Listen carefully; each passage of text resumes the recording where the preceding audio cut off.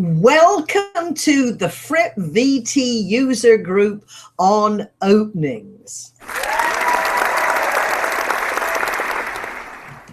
As you know, when we get introduced to an audience, we usually receive applause.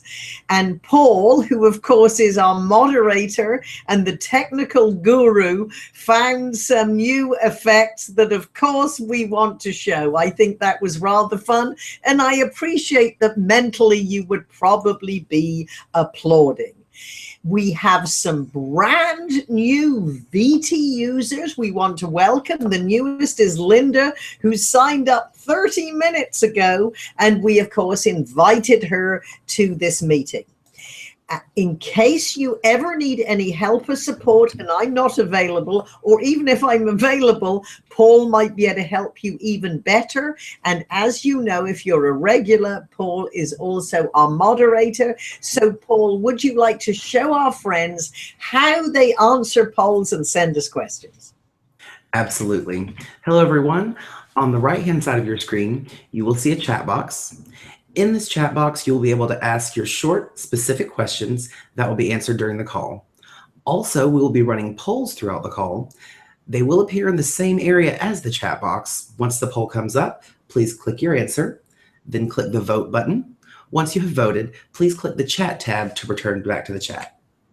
Good. In fact, Paul, why don't you, set up the first polling question, which is asking you, have you watched the chapter on openings in FrippVT? And why you answer that yes or no, and what can be more complicated, yes or no. And remember, we can see what you're doing, so you can't fib to us. We can check. Paul, let's go over to the main sign-in screen and show our brand new users what they can look forward to in the area of openings. So once you sign in, you will get to the screen that, of course, this is the main screen, and of all the carousels, in fact, just for Linda, why don't you, Paul, just click around the carousel? You have the training center, you have your report card, which shows your progress, the file vault, and why don't you click on the file vault, Paul? And just so Linda and anyone who is brand new, because we're signing up users all the time, this is where all the handouts are to match the chapters you're using. We also have ebooks and some special reports. So if you'd like to go back, Paul, to the main screen and click on the training center, and then we will go to the chapter on openings. And then we can, in one moment, don't forget to answer, have you been to the chapter on openings? We, of course, are turning our sound down, and whichever course you go to, I'm always telling you what's going to be in this course, as if you didn't know if you clicked on the one on openings. So Paul, why don't you just click on the first 30 seconds, which is the first chapter? And as you know, we want to keep you engaged, as we do with every audience. So when you're watching FrippVT, we give you the visual and talking points in the side asset to reinforce what you're doing. And of course, you can also take your own notes as well as the handout. So good. I see, Paul, that 67% of our listeners have been to the course on openings. 33 still have to look forward to it. And as you can see, Lightspeed, which is the company who is partnering with me on this, it is on their multi-million-dollar platform. They've done a fabulous job. So this particular session on openings will be designed specifically to what you want to hear. So while Paul keeps the visual up you're watching, I will keep talking to you, but we are going to set up the second poll, which asks you, what are you most interested in? And we will focus in the areas first that most interest to you. You can, and Paul, you can read them their choices.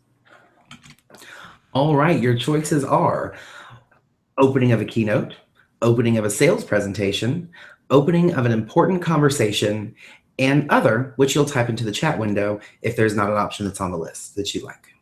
All right, good.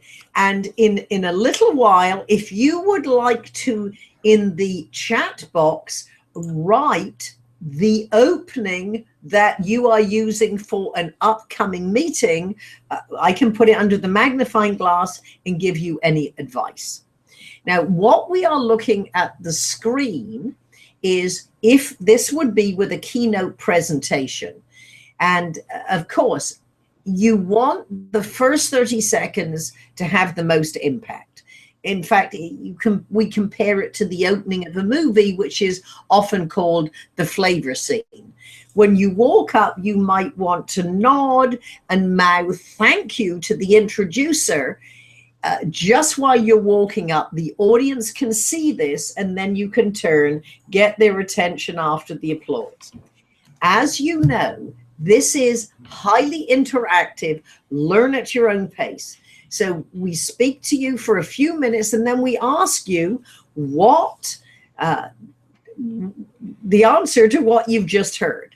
And the question here is, being predictable is productive, boring, or reliable?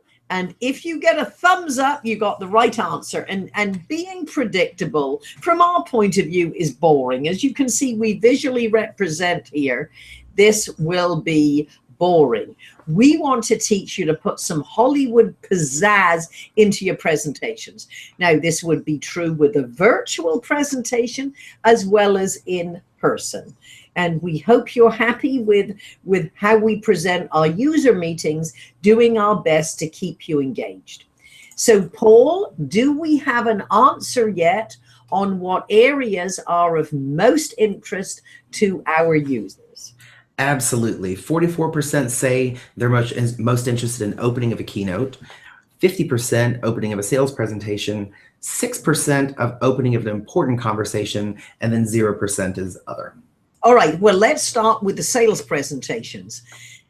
In fact, Paul, bring it back to me because we don't want to distract, and in a minute, we'll take you to the sales course.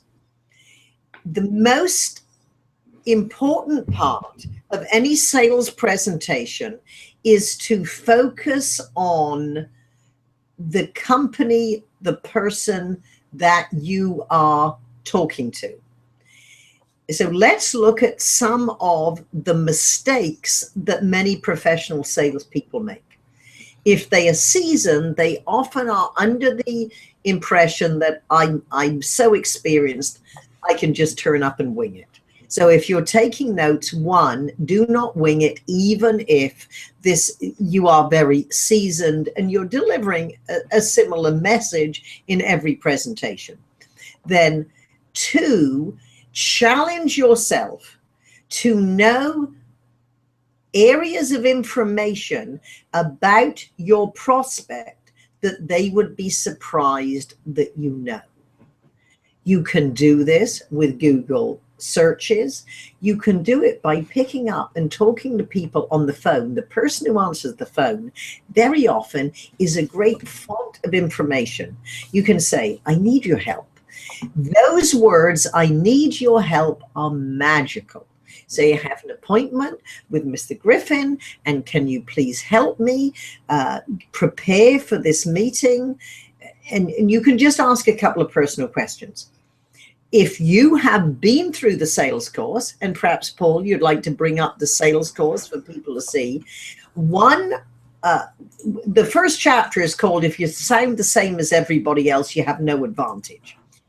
And I recommend at the beginning, once you've got any pleasantries out of the way, you say, congratulations.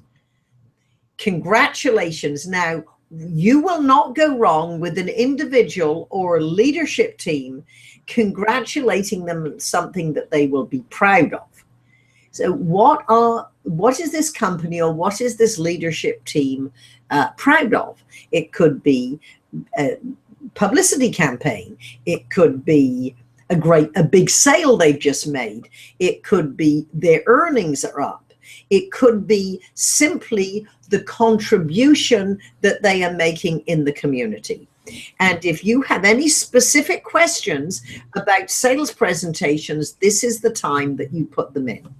You'll find in FrippVT in the sales course, and if you can click on the sales course, Paul, you'll see this is one of our longest and most in-depth courses.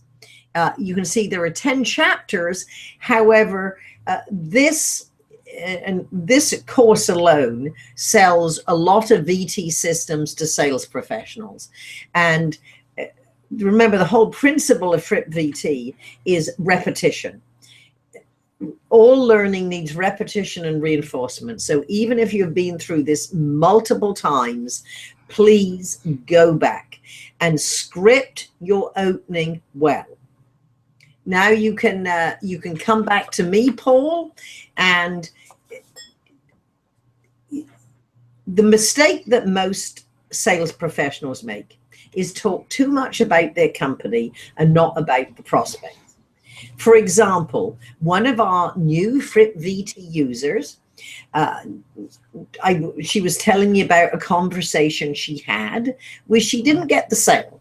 And I said, what did they ask you? And she said, well, tell us about your company, which she did. And I said, what we have to be concerned, and write this down, what they are really asking is not, give me the history of your company. Tell me, what can your company do to help solve my problem? So how you would answer the question, it could be, Patricia, tell me about your company. I would say, well, we serve our clients in 4 different ways. May I ask you a couple of questions to find out specifically what you'd be most interested in? Or you can say, we serve our companies in these 3 ways. And you tell them what is of most interest to you. So, Paul, if you can check the chat window and see if they're okay. Now, I see we have a couple of questions. So why don't you ask them? Well, we actually have openings for the speeches. They are moving right along. Okay. And Lynette Charity was apparently ready and waiting because it looks like she may have cut and pasted because it's a lengthy opening. Okay, good. Box. Well, I did give people a preview in the reminder that we're willing to do that. So now, this is what we like to do. And if you've been to any of our coaching camps, you know, what we do is we model what we are teaching you to do. And eye contact is very important when your audience is virtual in person. And I can see Lynette has a fairly long one. So why don't Paul read it to me, and then I might lower my eyes and look at it. So I'm just telling you what I'm doing. So first of all, read it. So this, do you think this is an opening of a keynote presentation? I'm going to guess yes. All right, good. Well, are there a couple of questions about sales before we move to keynotes? There is the sales course a separate thing to purchase, or is it included in FrippVT that I've already subscribed to? Oh, my dear, it's all about you. You get it all. Yes, the sales course is part of your interactive Fripp virtual training. We have a sister company, FrippVT CE, where people can buy individual if they need continuing education credits. But in FrippVT, you have access to all the courses. And even if you don't perceive yourself as a salesperson, I do recommend you look at the sales course, because after all, even as a speaker or consultant, we do have to sell our services. Another question, Paul? Let's take a look here. It does not look like it. All right, good, fine. Then, so remember what we have to do in sales presentations is one, get to the point fast and start with congratulations. And when you look through there's a complete script and format of how you do this, but congratulations. And then the big mistake many professionals make, apart from not preparing and not knowing what's different about this company, is they thank them for their time. No, you're busy, they are busy, you are not subservient.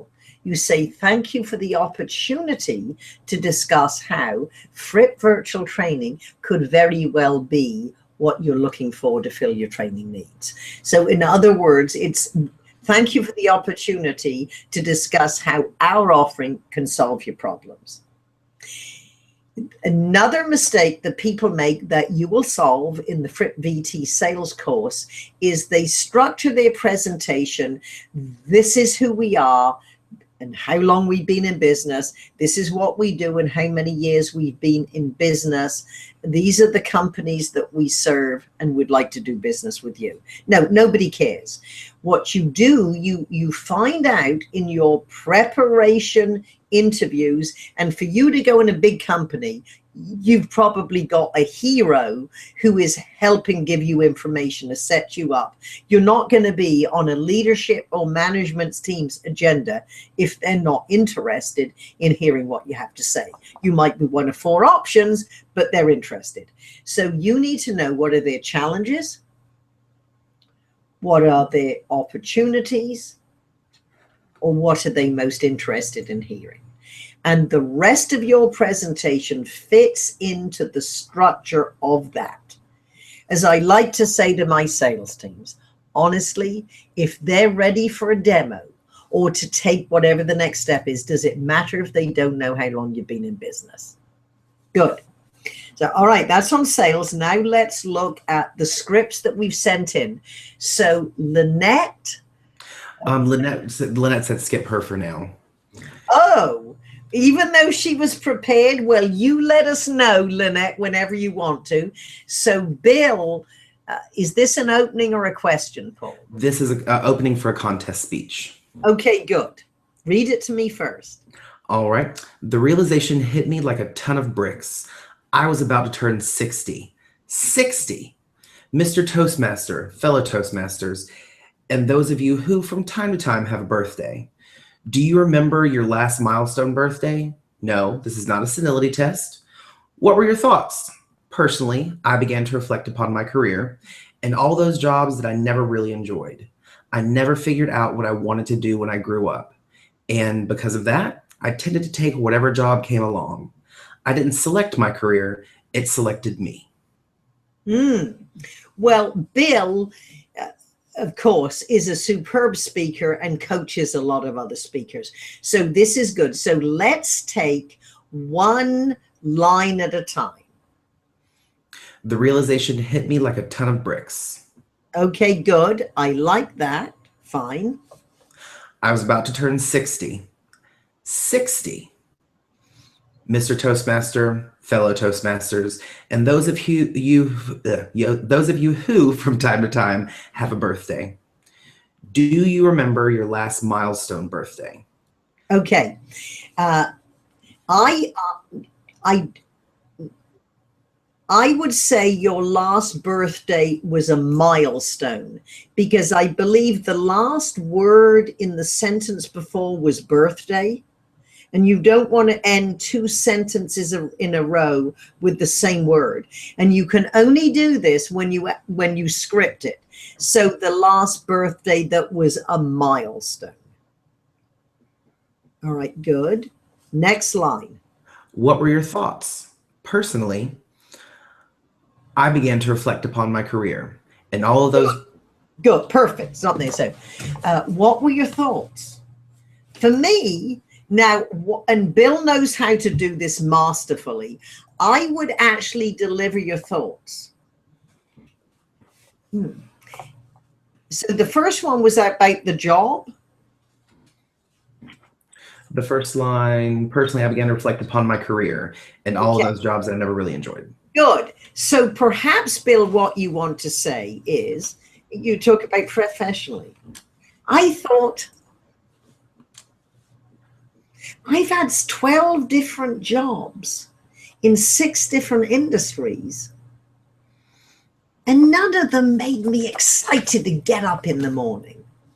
They paid well. You know, something is share with the audience in dialogue, even though it's internal dialogue, what your thoughts were. Good. What comes after that? I never figured out what I wanted to do when I grew up. All right. At 60, I'm still trying to figure out, or you could say at 60, I was still trying to work out what am I going to do when I grow up? And then, isn't after that, Paul, then it hit him? And because of that, I tended to take whatever job came along. Okay, good. I didn't select my career, it selected me.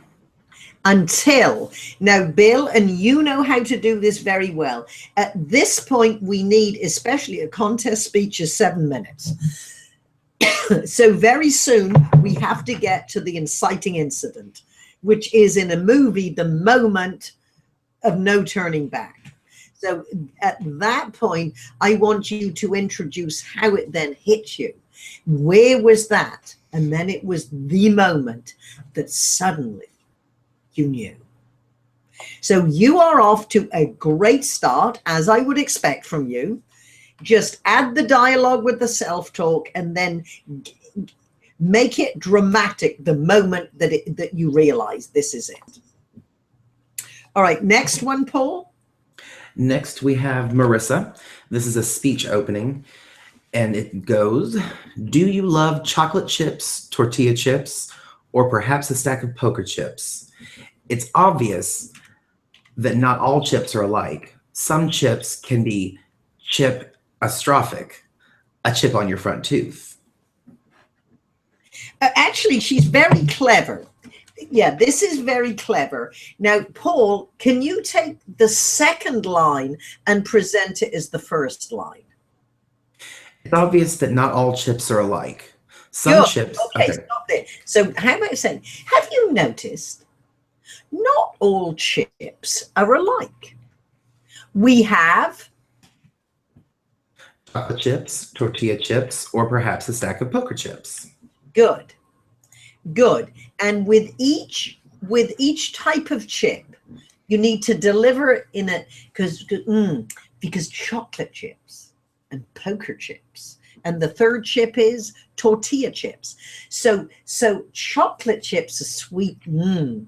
Tortilla chips might be crunchy, and poker chips, wow, you're going to have a hot night in Vegas. So it's delivering them in a way that they paint different pictures. This is very creative. Next line, Paul. Some chips can be chipastrophic. Oh, I love this. Now, what you're going to do is because you're making this word up, you need to pause before it and really stretch it out. So, Paul, the word is chip. I'm going to look down now. Chip-astrophic.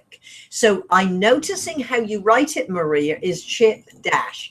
I want you to put chip-astrophic and put more dashes in it just to encourage you to stretch the word out. A chip on your front tooth, a paint chip on your new car, and perhaps an emotional chip deep in your heart. Okay. And I'm not going to take it. I would take out the perhaps, or an emotional chip deep in your heart. Good. So what you're doing superbly well is you're speaking in shorter sentences or phrases. That is very good.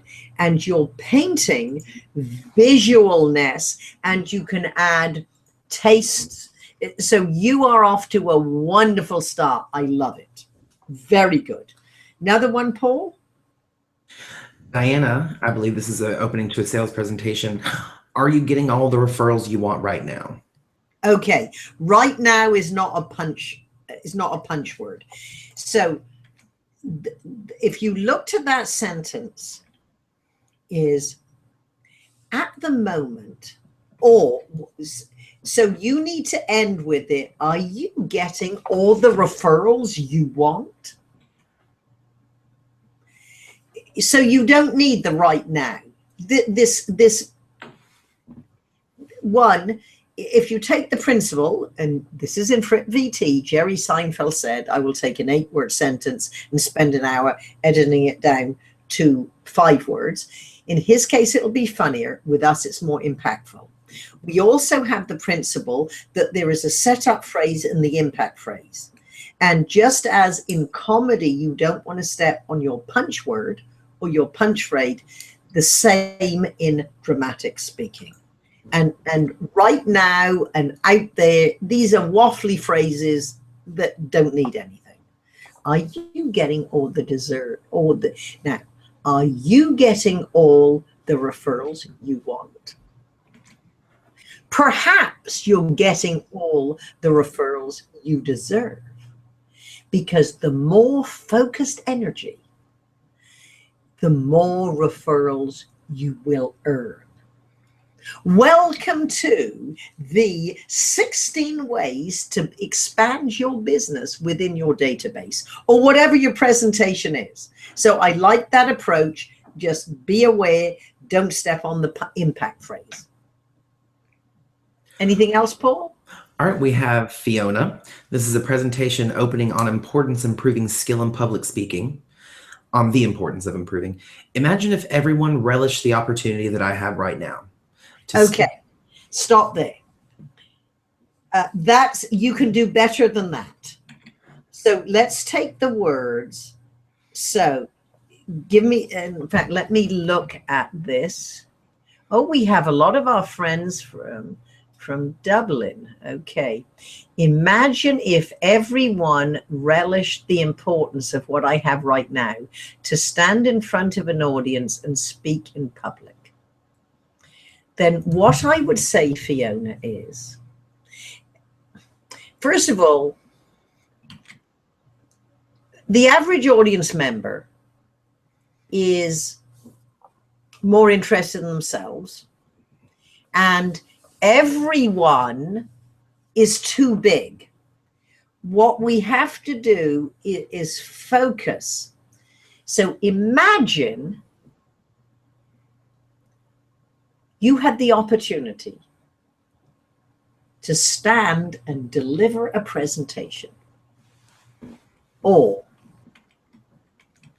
if I were to ask you, who is willing to deliver the next 10 minutes of my presentation while I handle an emergency call? How many of you would race to the stage? Now, I'm not saying this is the answer. I am suggesting you find a way to shorten the opening sentence into shorter phrases, make them more specific. So imagine if everyone could achieve their potential in social gatherings, education, and enterprise through effective communications. This is too large. It needs to be narrower and more specific. So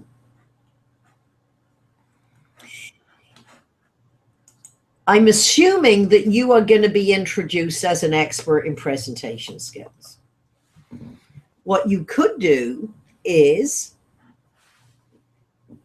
walk out and say, make some sort of statement. What I'll often say is, it never ceased to amaze me that intelligent, well-educated and ambitious individuals frequently overlook developing the #1 skill that is absolutely guaranteed to position them ahead of the crowd. Namely, developing the ability to stand up and speak eloquently with confidence, or at very least, stagger to their feet and say anything at all. Now, that is mine, but certainly take that as a model. And because, so then after you make some sort of statement, and it's really, you're amazing. Most people I meet would rather go to the dentist than stand up and address you. Why? You're a good-looking, friendly-looking audience. And may I challenge you to find an opportunity to speak in public and take advantage of it. So I hope that's helpful, but go back to the drawing board. And I promise you, in FrippVT and openings, you'll get a few ideas. All right, Paul, what else? Well, now we have a question from Aiden. He says, any tips on evaluating a speech and giving feedback to the speaker and audience? This is in the context of a Toastmasters evaluation contest. Learning to give good feedback is a great skill to have. In Toastmasters, we have a tendency to say something, oh, this was good, and here's a little piece of advice. And we all have areas of expertise that we focus on. So it could, and you don't want all evaluators, if there are many, to deliver the same type of advice. For example, when I work with Darren LaCroix in our coaching camps, you know me, you've met me. I always look at the words. Darren always looks at the delivery. And so it's a good partnership. So one, you might look at evaluating 3 different areas. So one, it could be the presence on stage. You stood with authority, you had great gestures, you smiled at the audience, you didn't talk too fast. It could be your words were wonderful, however, perhaps you want to try shorter sentences or phrases, better adjectives. And if you give any feedback, the important part is to give a specific example of what you mean. You can't say you move too much without modeling. It's fine to move. However, when you move, when you get to an important point of your speech, stand still. That's as if you are verbally underlining it. If you're looking at the words, just as you heard earlier, I mentioned right now is not going to be at the end of a sentence. Or as I suggested to Bill, the self-talk might be delivered in dialogue. So don't give feedback unless you have good specific examples of actually what they could do to improve, and also you're educating the audience, so it's an education experience for them. Hope that's helpful. And that is all we have for the time being. So Lynette doesn't want to present hers, and she can type in if she changed her mind again, because she was obviously prepared. If she comes back on and changes her mind, I will let you know. Okay, perfect. So one, we have some advice on sales presentations. Now, we have had some very brave souls who were prepared, and we appreciate that you add to everyone's education by preparing and sending in your openings. Now let's look at some of your options. If you're delivering a keynote speech, then there are many different options. And this is one way, even if you're always giving the core speech, you can make it fresh for you. If it's fresh for you, it's fresh for the audience. A story that leads into the body of the speech, into the premise. So in other words, if you use a story at the opening of your presentation, the point of that story must lead into the premise. So for example, one of my stories, the punchline is life is a series of sales situations, and the answer is no if you don't ask. And then I transition into the body is, and we are here to sell you on the philosophy that good customer service is exceptionally good for sales. However you open, it has to transition into the body. Another way, I like rhetorical questions. If I were to ask you, is 2015 the year you improved your presentation skills? Perhaps you'd say yes. Perhaps you'd say no. Most likely you would say, Patricia, I would love it to be. Now notice, with this approach, you always put your name in. The toughest part is have an audience remember our name. So put your name in, and then you might say, congratulations, you are at the right place at the right time. And in the next 45 minutes, you will learn.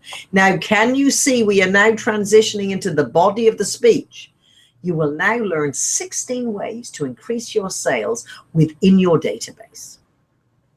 Or you can start with an interesting statistic, and you can add an emotion to it. Would it interest you to know? Would it surprise you to know? Would it horrify you to know? So would it interest you to know that 71% of executives who can speak without notes get paid higher salaries than those who can't? Or it could be, would it horrify you to know that 80% of MBAs cannot deliver a powerful presentation that isn't rambling and full of non-words? So you're horrifying, surprised, interested, again, emotion and an interesting statistic. You can start with a quote. And I would challenge you to find quotes that aren't common or everyday. And feel free to quote someone in your family. For example, my first day I went to work, my dad said, don't concentrate on making a lot of money. Rather concentrate on becoming the type of person people want to do business with. And you most likely will make a lot of money. Congratulations on having a company philosophy committed to your customers, your community, and your employees. So again, you see, I'm opening and then tying it in to this audience at this time, at this moment. Paul, do we have any questions or any more comments? There's a question from Cynthia. She wanted to know, what is a good length for an opening of a keynote, whether it be word count or time, what's too short or too long? I don't believe there's a hard and fast rule. However, if there were a hard and fast rule, if you've got an hour presentation, I would say by 8 minutes, you need to transition a new premise. I'll give you a specific example. I was on a program with a Hall of Fame keynote speaker, luncheon program, and his topic was the 4 pillars of success, or the 4 pillars of something. By 15 minutes into the speech, he was just introducing the 2nd pillar. No, that I thought, well, nobody's going to notice except me, except at the cocktail party when I'm asking people, oh, how do you like the speaker? Oh, yeah, it was quite good. But do you notice they didn't give him enough time? Because at 15 minutes, he was introducing the 2nd pillar. The audience does notice. So again, just chunk up, although there are no hard and fast rules, you need to engage the audience and within a timely manner, and it might be 2 minutes, it might be 5 minutes, it could be 8 minutes, but then you need to get into the body of the speech. And then you need to allow about the same amount of time to do your review and to challenge the audience and close on a high. And if you're allowing Q&A, you have a choice depending on the size of the audience. The Q&A could be after each chunk of content, or it could be towards the end, and signal to the audience how long they have. All right, Paul, anything else? If you want to scroll down on the chat window to see Lynette's opening, to see if maybe, or what, how you think the length goes. All right, so let's go down to Lynette. Ah, here it is.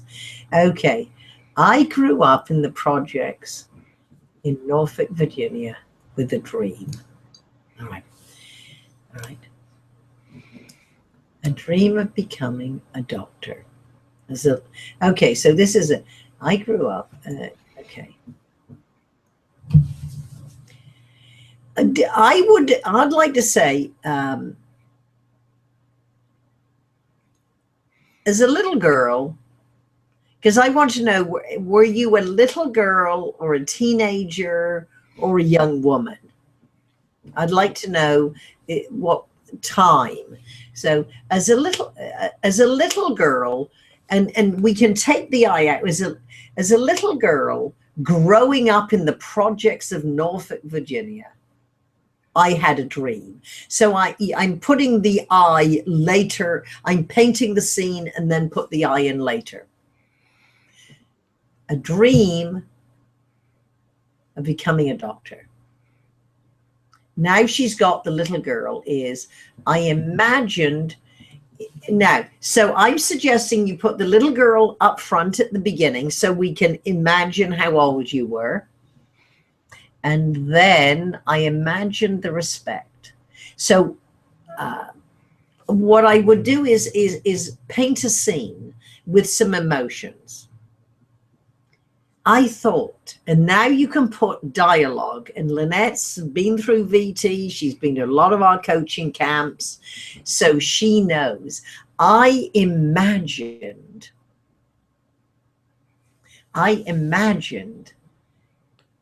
being respected, meeting really, I would make it interesting rather than cool people, being invited. So perhaps you want to even say, and receiving invitations that said, Lynette, we hope you can attend this event.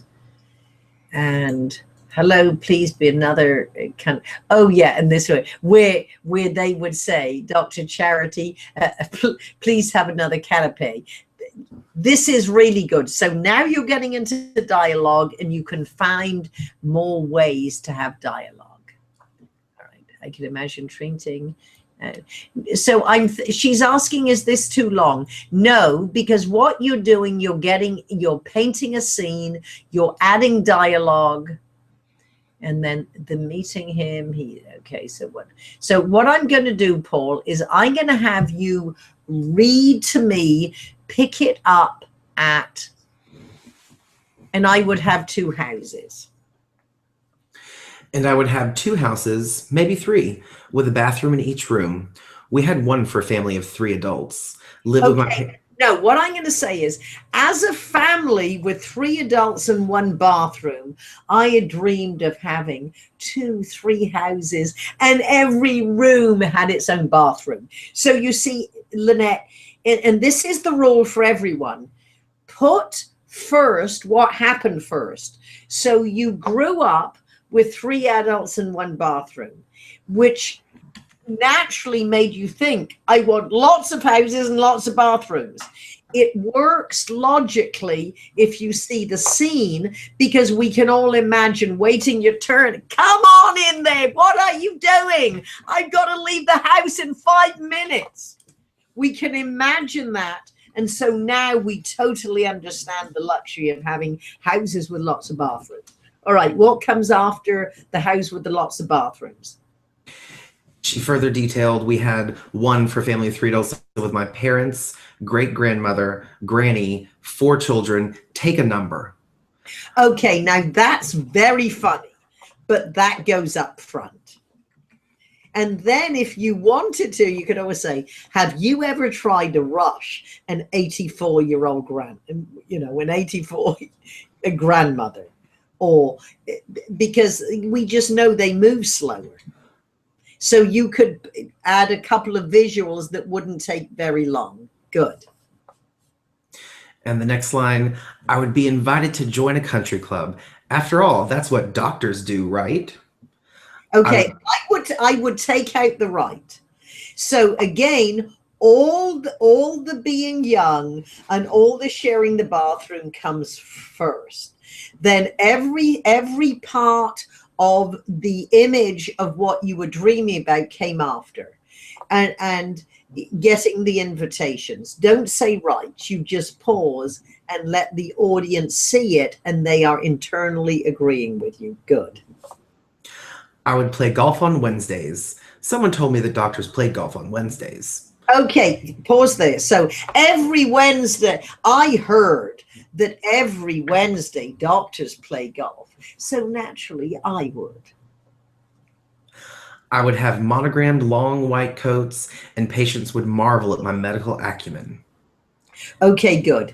Now, what I'm going to suggest you do, Lynette, is on a flip chart, I want you to make a list of each scene. So first of all, it's when you're young, all the different scenes. Then the fantasy of all the different scenes. And it has to be like, first it will be about your house. And to me, it would seem, paint the picture of the houses with all the bathrooms. Then I want to know you as a doctor who's respected with your monogrammed coats. And when you've talked about life at the office, then you're going to take Wednesdays off. To me, it sounds backwards if you're taking Wednesdays off and then you go to the office, if that makes sense. So one, Lynette, I think what you're doing is you're painting scenes, and it takes a lot longer to analyze them than it does to deliver. And if you need to take 10 minutes to do it, if you have all these scenes between the reality and the image, as long as you're engaging the audience and keep, it's not going to be 25 minutes in a 45-minute speech, but I don't think it's too long. Right, Paul, any more questions or? We have from Kristen, what suggestions do you have if you start your presentation in a room that has very low energy level or interest? Play music. Play music, and if it has very low energy, music makes a difference if you can play it. Then go around and engage people and introduce each other. So you might not even know them, but you say, how do you do, Paul? Patricia? Paul, you're sitting next to Patricia. Do you know each other? Well, chat. Find if you've got something in common. And then what you might do after your introduction is, for whatever reason, it's after lunch, you can just make the comment. We're here to learn about, we're here to discuss sales. And in sales, you have to develop the ability of being comfortable talking to strangers. So let's get energized, go out and introduce yourself to 5 people in this room and ask them a thoughtful question. So what you're doing, you're getting people engaged and you're breaking what seems like low energy. So hope that helps. And we have a few thank yous from Lynette, Fiona, and Marissa that you did earlier. And those are all the questions and comments that we have right now. Good. Well, we have time for another poll, don't we, Paul? We do.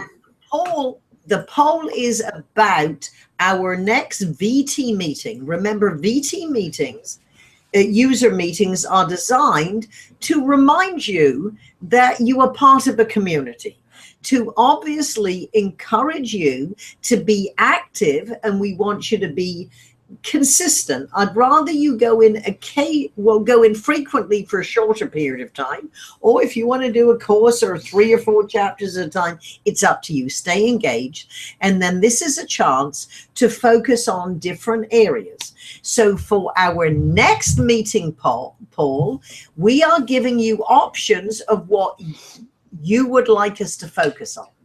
Would you like us to focus on sales presentations or stories, or would you like a celebrity guest?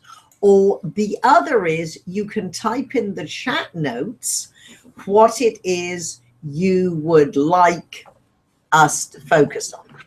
And understand, you're going to get it all at different times. It's just specifically what would you like most. And of course, we realize a lot of our listeners tune in at different times.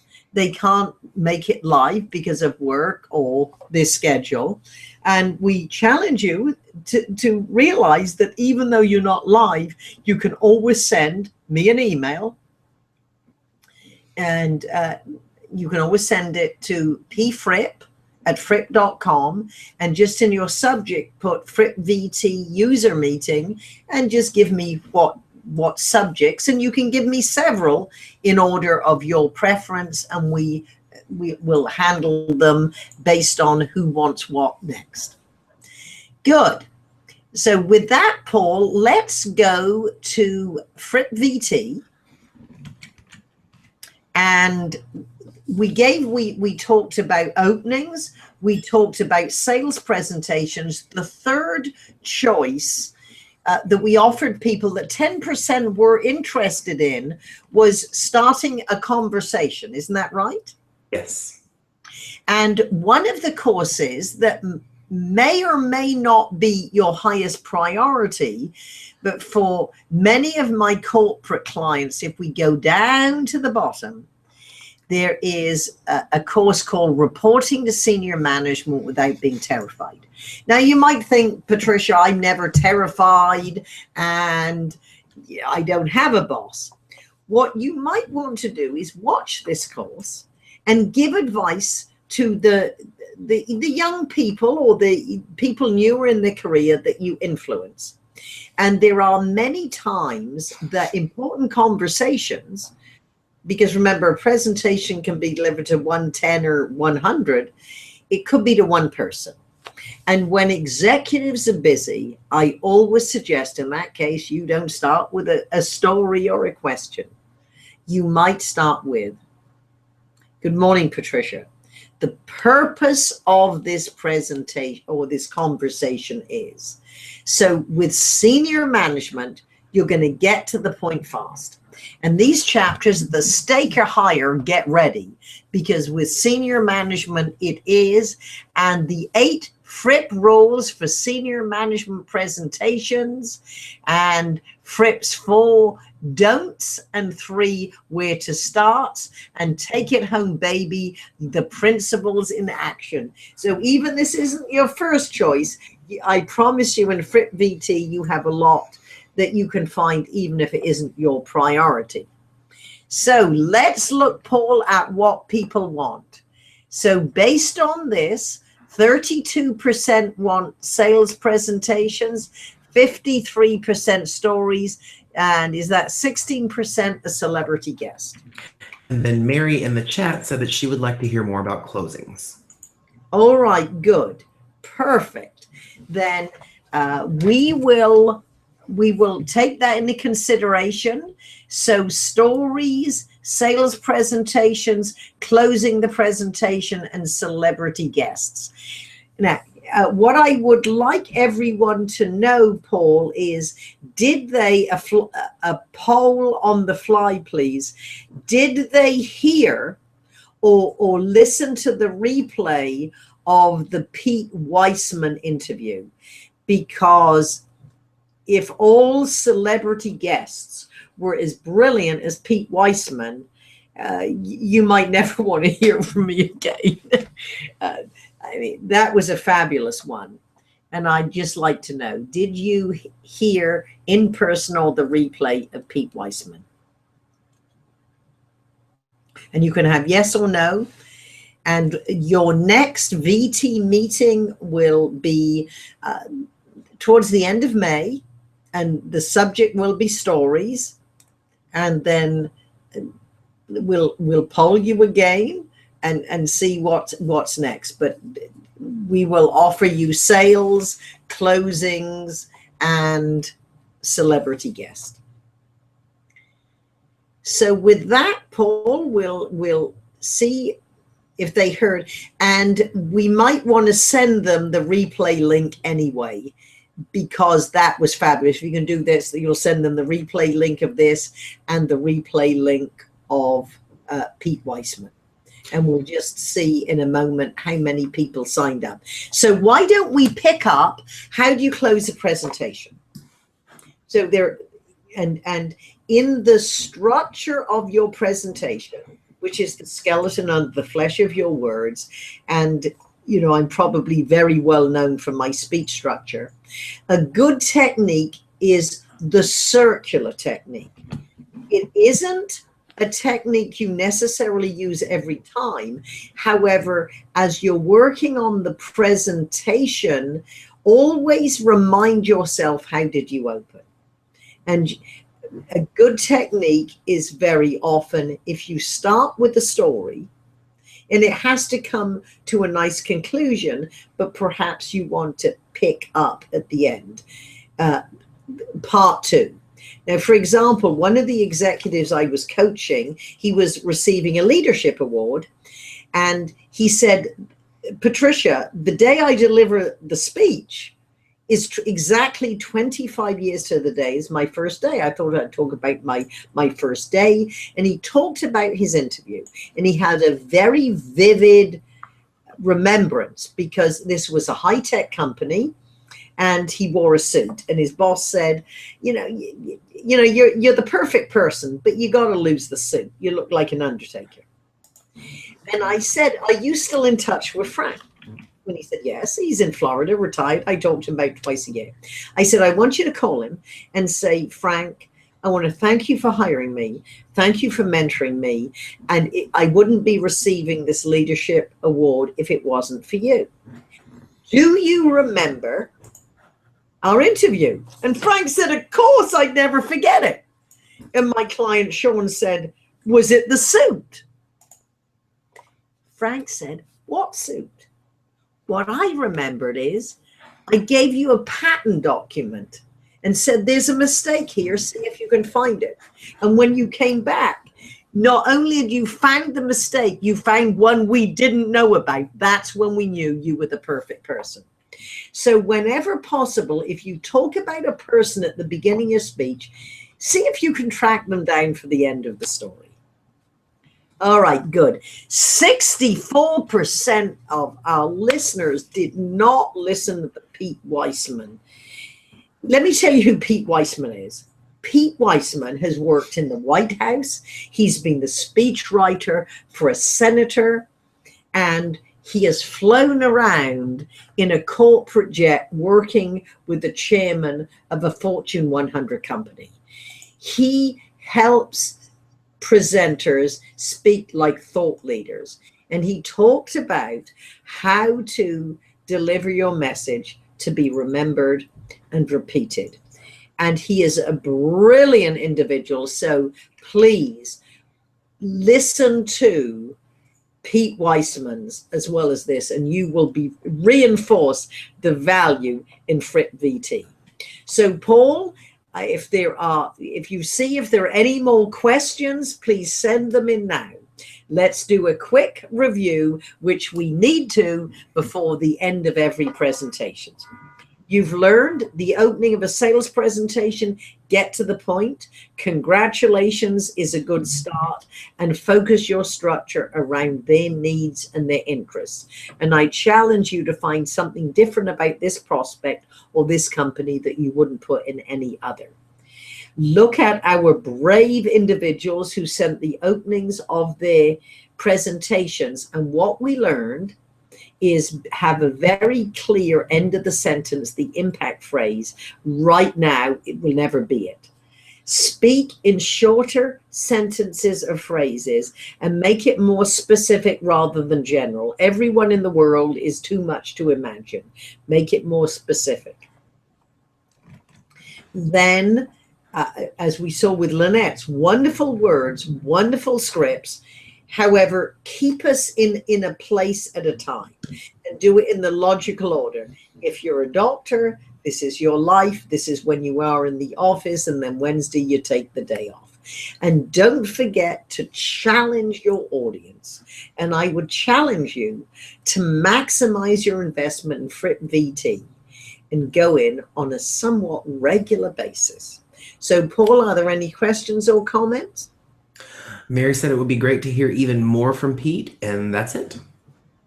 And with that, well, I'm having dinner with Pete on Monday, so I will ask him. However, we need everyone to watch what he delivered the first time before we invite him back. So thank you for your loyal support and being a VT client. Thank you, Paul, for making sure the technology and the polls work. And we look forward to seeing you at our next VT meeting. And remember, all learning needs repetition and reinforcement. We're watching your progress.